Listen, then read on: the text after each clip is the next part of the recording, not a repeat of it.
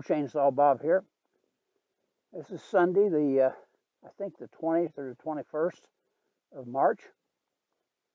And we're on the Suzuki Burgman here today, out for a little ride. I don't think I've rode this yet this year. I don't know. I can't remember when I ride things, but even though I've got the Charlie Chan scooter, the Ice Bear 150, the difference between it and this is rather remarkable. This thing just runs so much better, so much smoother, quite a bit faster. This is a Burgman 200, in case anybody didn't know what I was riding this scooter is. Let's see what the mileage says here if we can.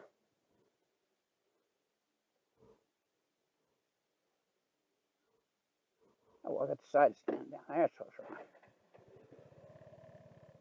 Right now it's 78.9 miles to the gallon.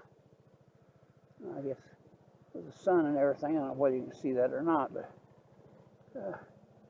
we're just off for a little Sunday ride. But for people that are trying to figure out what scooter is they'd like to have if they're want a small scooter, and as I get older, well, I have to have smaller because I just can't handle the weight of some of the bigger ones. I've had two 650 Burgmans before this, which weigh over 500 pounds, and this one weighs like 340 or something like that. This is about as heavy as I can handle at almost 82 years old. But it does everything I need to do except for going off-road. It's not much on off-road. And so that's what I bought that other scooter for, to see if, it wasn't a very expensive scooter. And if it'll take me a little bit off-road, it's better than taking this good scooter off-road.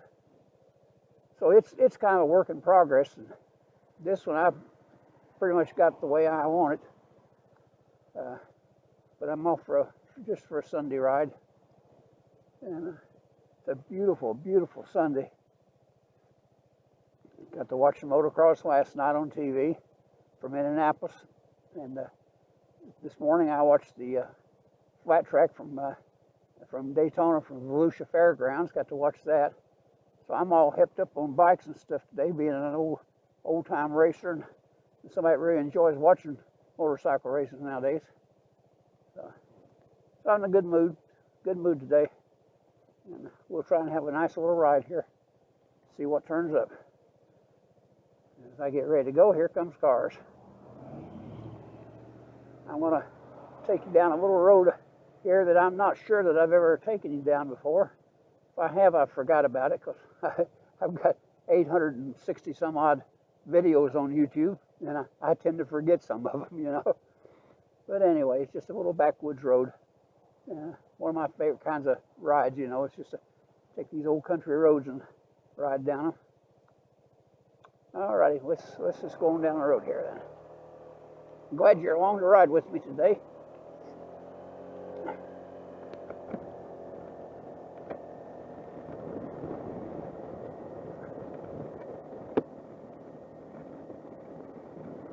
There we go.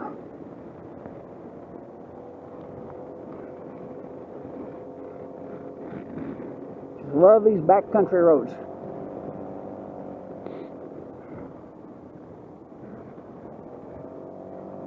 It's rare that I ever find a new one. I've rode so much in the 24 years, be 24 years this summer that I've lived back in Georgia.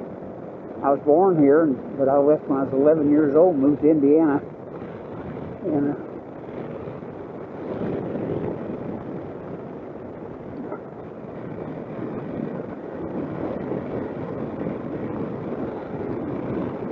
didn't know much about these roads when I first moved down here, but I tend to like to ride a lot, and when I can. As I get older, those days come and go a little faster than they used to.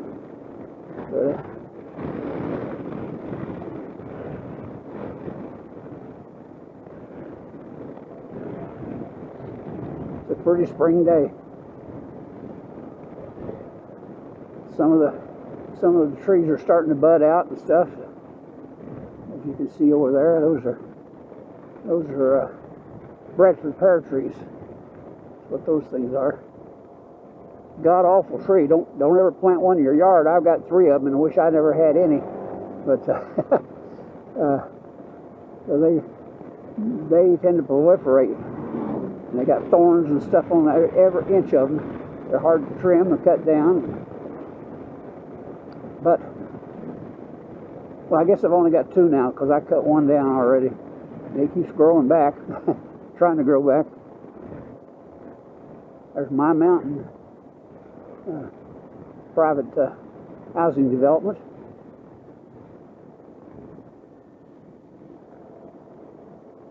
This little road here is the one I decided to come on down.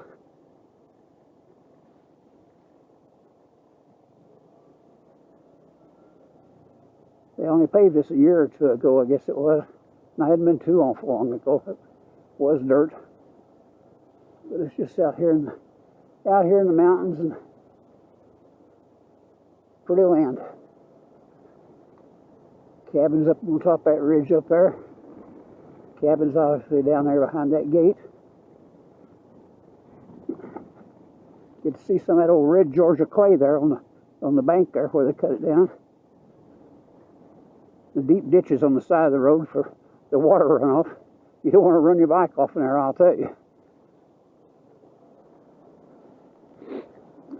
Don't ask me how I know.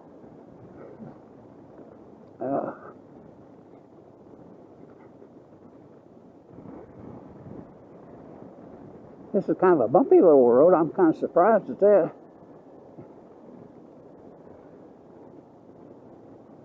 But it's asphalt. I used to haul asphalt with a dump truck back in my youth.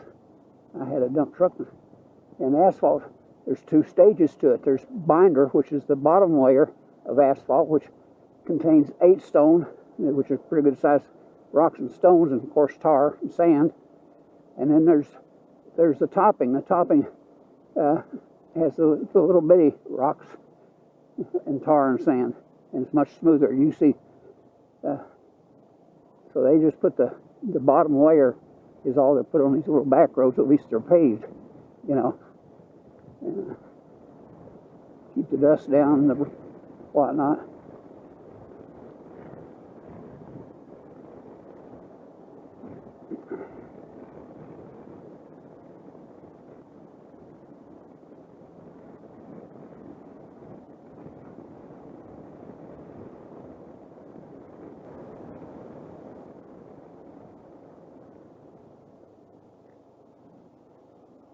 There's lots of cabins and stuff up on the sides of these mountains back here.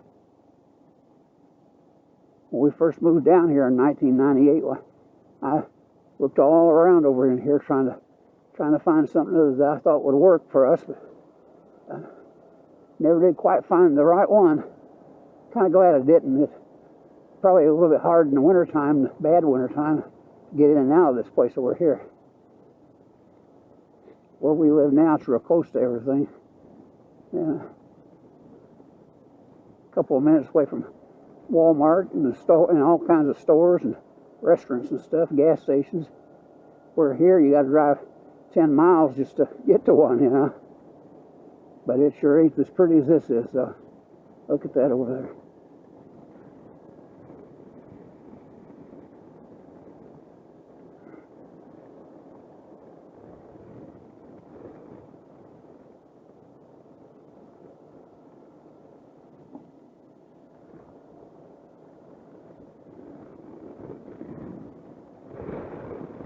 I first discovered this little back road for myself when I was hunting trails and stuff to ride my dirt bike on.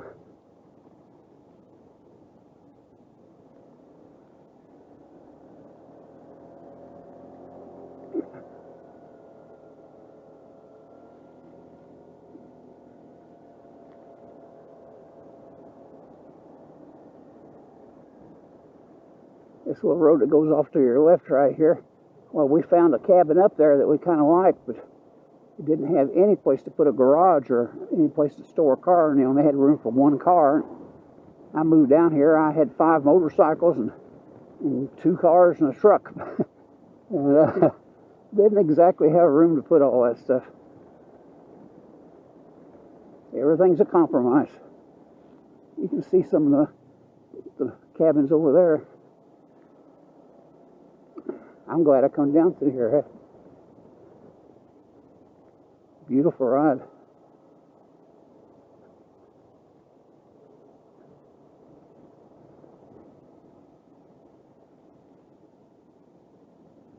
A little creek down there. Cane poles.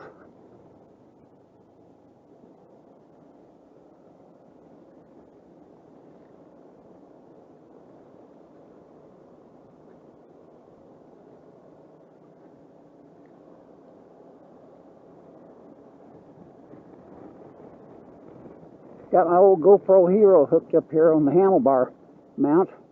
Taking a few pictures. I don't know how, it doesn't have a very good stabilization, so I don't know how well it'll work up there. But I'll take a few pictures here with it. And maybe later on I'll switch and put one of my Akaso cameras on there. The one the sound is on here is an Akaso Brave 6. That's what they call it.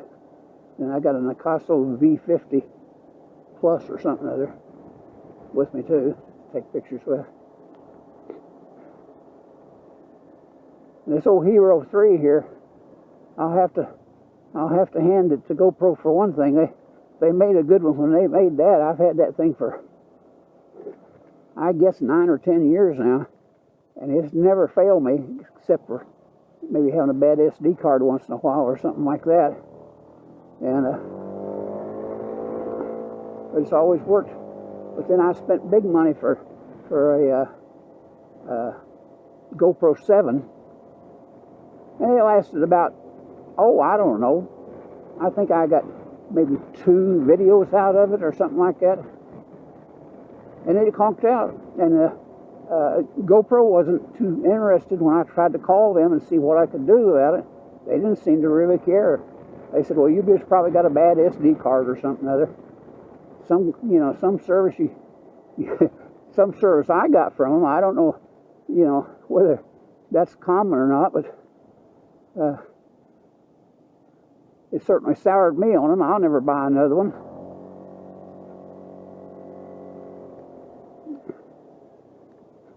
I can't see that. I think my Akaso, the one I'm using right now, is probably at least 95% as good as the GoPro is. And it costs like $130 or $40. And the GoPro's what, $500, $400, and $500? Where in the hell is all that money at? Is there advertising or their profits? Because it sure doesn't seem to be in their camera anymore.